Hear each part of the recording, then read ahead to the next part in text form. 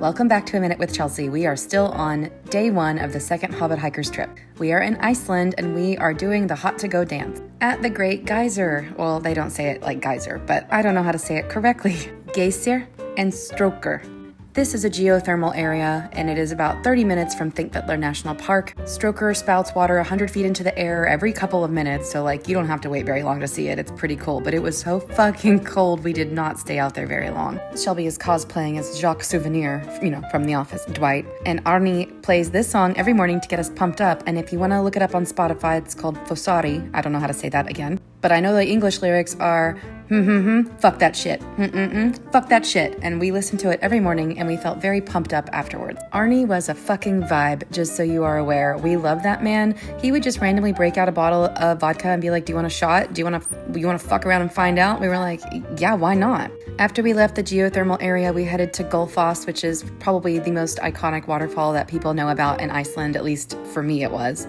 They describe it as the milky I can't say anything here. Hvita, that's the name of the river. It drops into a volcanic fissure and that forms one of Iceland's most beautiful waterfalls, the Gullfoss waterfall. Fuck, why is Icelandic so hard to do it's just so hard to pronounce for Americans, I think. It's like our tongues don't do what their tongues do. Yeah. You can stay down here at the bottom and look at this waterfall from down here, or you can go up to the top and look from the top. If you remember from 2 weeks ago when I posted this waterfall, you were looking at a beautiful rainbow and sun, and now it's completely snowy and icy and it looks like a different world. Even in the itinerary, it says, if there is, due to the weather in Iceland changing every 20 minutes, please be prepared for any kind of footpath. Now it is time for us to get back on the bus because we're stopping at the secret lagoon. I forgot to put my hat on, so my hair is going to be soaking wet, but it really doesn't matter because it's time to get into the oldest pool in Iceland, which is so wonderful, so warm, so cozy. You take your boots off, you put your boots off in this little room, then you take your shower, and you have to wash all your things, and you're completely nude in front of all the people you've never met in your big, long prison shower. But by this point, I was a nudist. I was used to it. We were all like, who cares? You know what? Now, the last time I was here, I did not get out of this pool. I stayed here the entire time. This time, I decided to be brave and get out of the pool and walk over to the little hot tubs because they're supposed to be warmer. Last time we were here, it wasn't snowing, but it's kind of like those little snow monkeys. We're all in our little hot, warm pool with snow landing on our hair. We walked over to the hotter area. You can tell that everyone's in a different mindset. I'm overstimulated from the snow. I also did a cold plunge. I did it for about 1 second, and I hated every second. Then we took showers and got ready to go. I had a hot dog. Annalise had a hot dog. Touch the tips.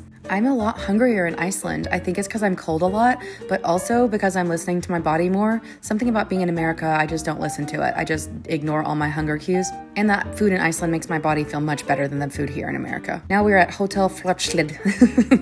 Fuck off. I can't do this. We are in a place called Hosvoslir.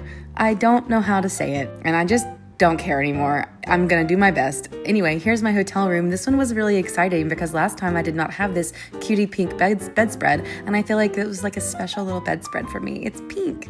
I remember how good this food was at this hotel, so I was really excited to be here. Also, I found Ginger taking a little break. She had the room across from mine, and it was time for dinner, and I was ready to eat.